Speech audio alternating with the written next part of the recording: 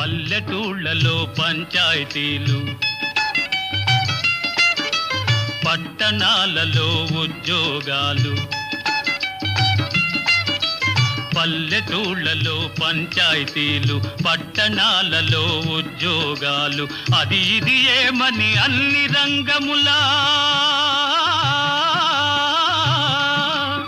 అది ఇది ఏమని అన్ని రంగముల మగధీరులనెదిరించారు, నిరుద్యోగులను పెంచారు. లేచింది నిద్ర లేచింది మహిళా లోకం.